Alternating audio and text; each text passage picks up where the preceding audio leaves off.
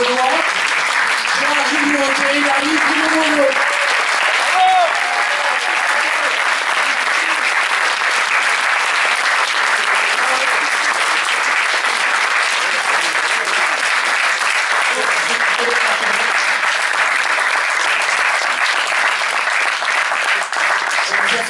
De revoir ces dernières scènes. Ils avaient du talent, ces gars-là. C'est bien filmé, c'est bien filmé. J'ai vu un cas, nous on ne voit pas ce film. On regarde jamais. Je sais que tu dis souvent, on est les Français qui ont le moins vu nos films. Mais celui-là, il tient bien le coup, puis je trouve que Jean-Marie Poiret avait très bien réalisé le film. Il est très efficace, et chaque personnage tient son truc. Je trouve que je veux dire que j'ai trouvé Clavier absolument formidable. Et tous. Mais quand on vous dit le Père Noël est une ordure, quelle est la première image ou le premier souvenir qui vous vient à l'esprit? Merci. C'est ce que les gens disent le plus souvent. Oui. Surtout une fake news Félix, il a un gros kiki. On ne demandera pas de vérifier. C'est ça. C'est loin tout ça. Oui, oui. Si, ça a plus de 40 ans. 82. 82, oui. Bruno, il y avait quoi dans les colis à la fin? Bon, je sais plus. Non, mais c'est dingue de penser que ça avait 40 ans, parce que c'est comme quand on était gamin et qu'on regardait un film de Chaplin. C'est 40 ans avant. C'est dingue, franchement. Dans 5 ans. Pourtant, vous faites moins vieux que Chaplin. Oui, je pense qu'on a mieux vieilli. C'est des films de Chaplin. C'est la couleur. C'est aussi. Vous allez au cinémathèque dans les vieux. Alors, dans le livre, vous dites tous à lui que vous auriez rêvé que ce soit Gérard qui joue Katia, qui n'a pas voulu parce qu'il ne voulait pas raser sa moustache. Oui, mais Non, mais je trouve que c'est génial. Christian est Oui, non, c'est vrai. Christian est formidable. Mais moi, je suis un des rares qui pouvait être ignoble sans que les gens soient gênés. C'est vrai, dans Papy, je suis un des rares acteurs français qui peut dire Collerceau, à ce moment-là. trop gêné, quoi. Donc. Est-ce que vous vous souvenez des séances d'écriture du Père Noël? Oui, très bien. Oui. Bon délire continuel, ça nous avait bien inspiré. Ça partait dans tous les sens, tous les jours. On n'a pas eu de difficulté du tout à trouver des bêtises. Non, oui, pas du tout. Puis on s'est inspiré de gens qu'on voyait autour de nous, beaucoup quand même. Ouais. Toi, ton personnage, il vient de... C'est Josiane qui est... C'est un mélange des souvenirs que je viens de ramener de Yougoslavie et les sucreries de la gardienne de Thierry.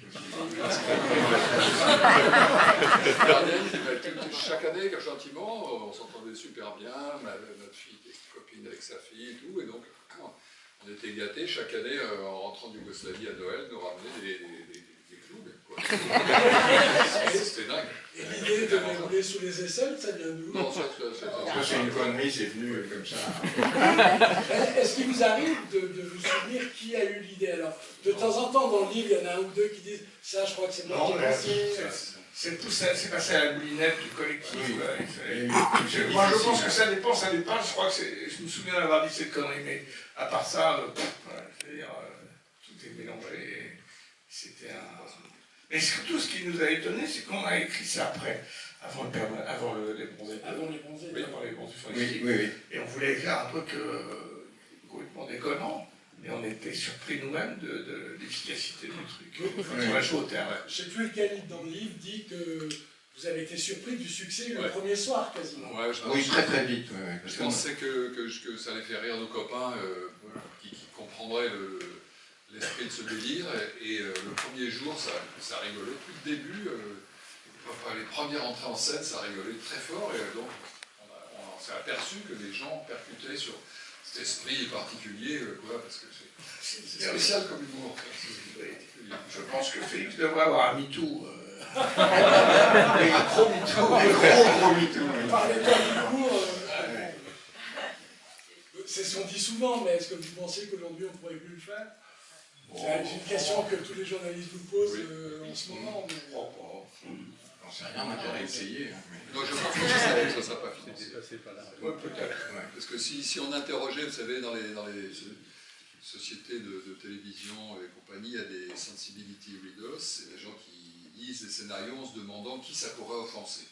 Là, ça me fait Voilà. Qui ça pourrait froisser, offenser. Donc, voilà, je pense qu'on cocherait toutes les cases. Ceci dit, Surtout les réparateurs de... à l'époque, Les réparateurs de SOS, par exemple. à l'époque déjà, puisque aucune chaîne de télé n'a voulu y aller, et que vous avez été obligé de tourner sous le titre Les Bronzés Fête Noël, parce que ni les Galeries Lafayette, ni tout ça, vous Je crois que France 2, pas été enfants. Oui, non. Antenne de France 2. C'est sur les Bronzés. Non, mais il y a eu la pièce, qui avait eu du succès. Donc, C'est sur les Bronzés, le c'est succès sur les deux permettait de- Bronzés où la télé est pas...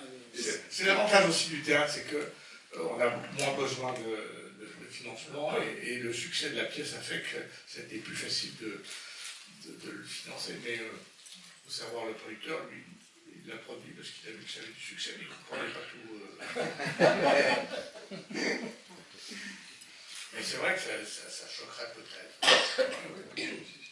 Chacun de vous, là, avec Ça vous a choqué, là vous qui a été choqué?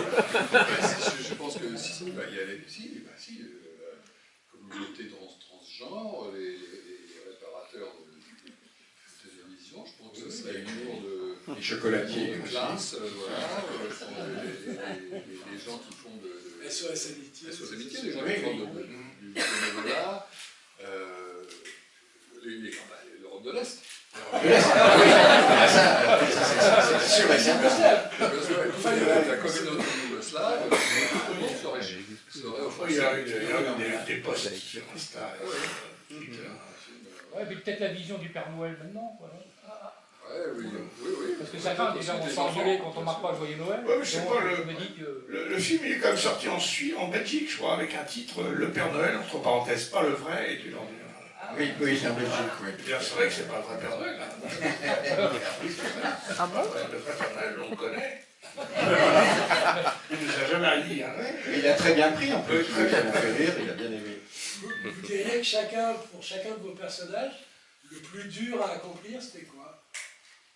Toi, c'est de garder l'accent? Oui, l'accent, et puis j'avais le maquillage tous les matins un peu Sophie, ça prenait 2 heures. C'est un peu l'enfer.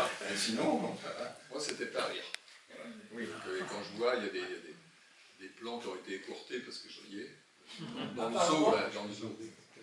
Ah oui, dans le son Ouais. aussi, Ouais. parce que dans le livre, tu racontes que la scène de la danse... Non, avec c'était très Christian, dur, mais c'était pas possible. on n'a pas coupé, on riait tous les deux. Mais dans le zoo, je ne sais pas pourquoi je venais jouer. Jean-Marie Poiret qui riait plus. Il fallait le faire sortir du plateau. Et Christian raconte dans le livre qu'un jour, parce que vous faisiez beaucoup de bêtises, de gags contre Gérard, et Christian dit qu'un jour, ils t'ont enfermé sur scène. Ils avaient fermé toutes les portes dans la pièce et que tu ne pouvais pas sortir. Tu te souviens? Non, J'en ai bavé. C'est la politique. Mais vas-y, lâche-toi. Non, mais c'est vrai que j'avais les épaules larges. C'est d'autres enfoirés là de l'ermite, c'est sa spécialité. Moi, je suis un artiste. il en Je suis un acteur dramatique. J'aime l'art dramatique, eux, ils s'en foutent. C'est vrai qu'on riait beaucoup. On avait mis en place les goûters, si on raconte dans le bouquin. C'est vrai que là, pour une fois, on tourne dans un vrai studio formidable, bien vrai, sans sauce, c'était formidable à Épinay. Et on avait mis au point un petit truc vers 14-15 heures, on faisait un goûter. Donc chacun apportait, au début on apportait un cake, puis après c'est devenu Tout le monde apportait des trucs. et ça devenait des goûters qui duraient très longtemps, et on mettait le rouge pour pas que le le producteur, producteur vienne nous faire. comme si vous tourniez. C'était assez sympathique ça. Comment vous expliquez qu'aujourd'hui encore, il y a une salle pleine pour voir le Père Noël? Je sais pas, c'est à vous qu'il faut demander pourquoi vous êtes là. Sans qu'il y a la moitié des gens qui n'étaient pas nés. Quoi. On l'avait jamais vu au cinéma. Ça, c'est ça qui est bien. Je trouve que c'est vrai que ce film-là, il a fait un petit succès. On a fait quoi, 1 million quelques. Mais le film a été, grâce à la télévision, au DVD, Et à la vidéo. c'était vu par des centaines de personnes, des millions. Et le fait de le voir comme ça sur un grand écran... Sur grand écran, les trois quarts de la salle, tout à l'heure, on dit qu'il n'avait pas vu sur grand écran. Ouais, vous traversez quand même une génération avec la même... Ouais. Ça va, parce que vous êtes aimés, tout simplement, vous êtes adorés, tous. Pourvu que ça dure. Et nous, on a rendu hommage à Michel Blanc quand il est parti, tristement d'ailleurs. J'ai pas osé appeler les gens en fait, chez vous, parce qu'on était tous un petit peu dans le deuil et je voulais pas qu'on vienne m'attaquer. Comment ça se passe maintenant, on profite de quelqu'un qui est mort pour faire ci, pour faire ça. Je voulais pas. J'ai juste branché Josiane Balasco, parce que je passais un film avec elle, demi-sœur. Et d'ailleurs, avec Balasco, on fera un truc en 2025. Sa carrière, et j'espère que... Ça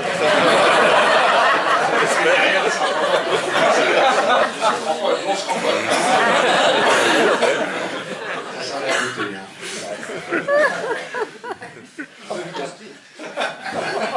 Vous avez des questions? Monsieur, je voulais juste savoir ce que vous avez mangé. Les Dubichous, c'était quoi? Les Dubichous? Oui, c'était des chocolats, mais on les avait un peu amochés pour qu'ils aient l'air moches. c'était bon, non? Non, l'exploit technique, c'est le clou. Le clou qui fait. Et ça, vous avez fait... Parce qu'il n'y avait pas de numérique à l'époque, c'était des vrais effets. Oui, c'était un clou un peu mou, il y avait un trou sous la table avec un tuyau pour envoyer la fumée. On avait pensé mettre un nain qui pétait. Et ça, non, c'était pas possible. C'était pas possible. Oui, je suis contente de vous voir parce que moi j'étais une amie d'Anémone. Ah oui, elle est extraordinaire. Oui. Monsieur? Moi je suis très ému de vous voir évidemment. Je voulais savoir l'idée du costume à sortir le canapé.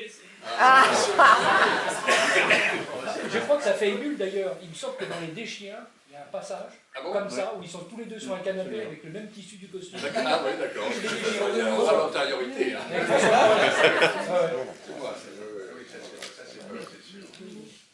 On avait une belle pièce de tissu pour le canapé. Pas gâché, hein. Dans le tissu. Et le tricot, qui c'est qui l'a fait?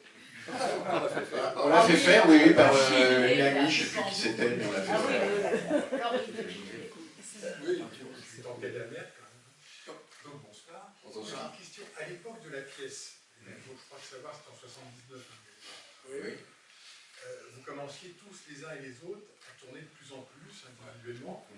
Donc pour continuer la pièce, comment s'organisaient les remplacements? Je crois avec Roland Giraud. Oui, Roland Giraud a commencé. Christian n'était pas là, il était en train de tourner. Je l'ai craqué, je sais ça qu'il dit. Donc c'est Roland Giraud qui a fait Katia au début. Moi, je suis parti à un moment. Moi, j'ai fait Mortaise en tournée. Michel Blanc a fait Le Père Noël une fois. Oui, pas longtemps. Tony Marshall aussi a fait Rôle d'Anémone à un moment. Josiane a fait Zézette, oui. A fait Zézette aussi. Sans les dents. Ouais. Il a cagoule. Non, c'est elle qui a amené la cagoule. Tony Marshall. Oui, elle a remplacé Anémone sur une courte période. Je ne sais plus si c'était à la Gaîté ou on tournait. Je ne me souviens plus, mais je me souviens de Tony sur... Mais on passait beaucoup de temps dans tous les spectacles, on se remplaçait. Oui, absolument. Tous étaient remplacés, vous avez tous fait un tournoi. Non, je crois que vous dites dans le livre qu'il n'y a quasiment qu'Anémone qui n'a jamais été remplacé. Bah si, justement. Oui, et puis par, comment elle s'appelait, une autre comédienne qui était un peu plus âgée que nous. Mais oui, Nadia Barentin. Nadia Barentin, voilà. Qui a remplacé Anémone. Donc il y a une erreur dans le livre. Oui, il faudra réimprimer. On va retirer tous les livres. On va retirer tous les livres. Une question on va les rappeler. Merci. Ma question s'adresse à M. Thierry Vernou. Bien sûr, vous avez sûrement été affecté par la disparition de Coluche. Est-ce que vous pouvez me dire quand vous l'avez appris à l'époque en 86? C'est tellement inattendu, soudain, triste, tout ce que vous voulez. Mais je me rappelle très bien quand je l'ai appris, on était en projection de Midi Vresse avec Josiane, et quand on est sorti, le projectionniste m'a dit Coluche est mort. C'était très surprenant. À nos âges, Michel, c'est très tôt. Néanmoins, mais Coluche, je crois, Blanc,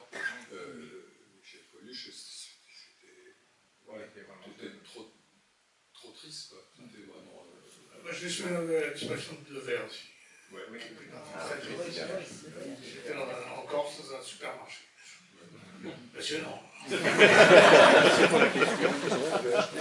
sais pas ce que j'ai acheté, mais je crois que c'était de la lessive.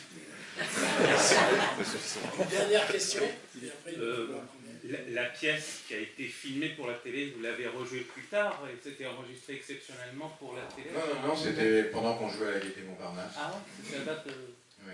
elle est même sortie en vidéo avant que le film soit tourné. Oui.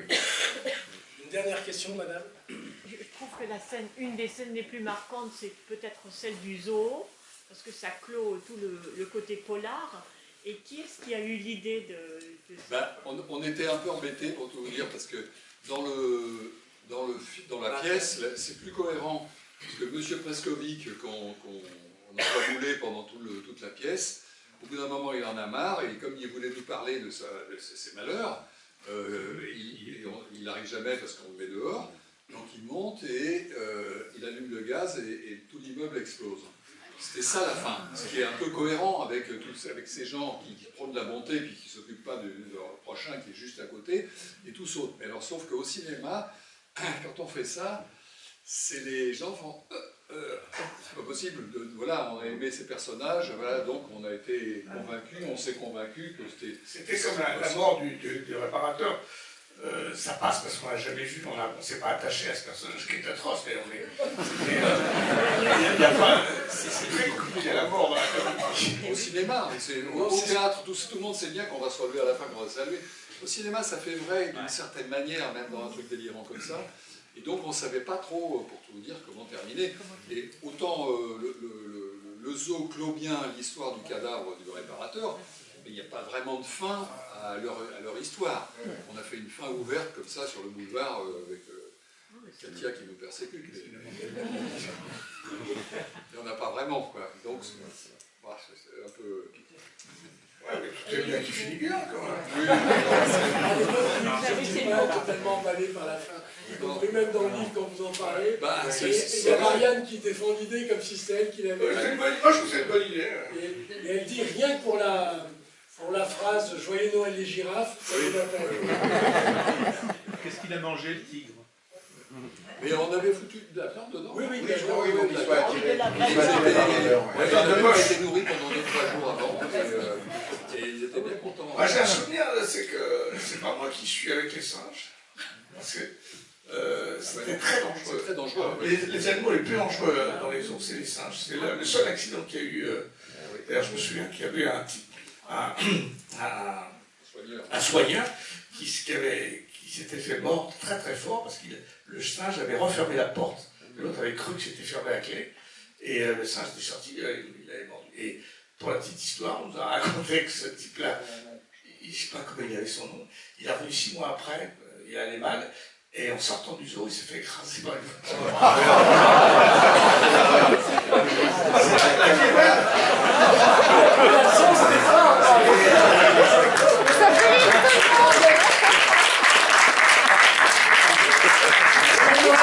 Ça m'avait marqué. Joyeux Noël.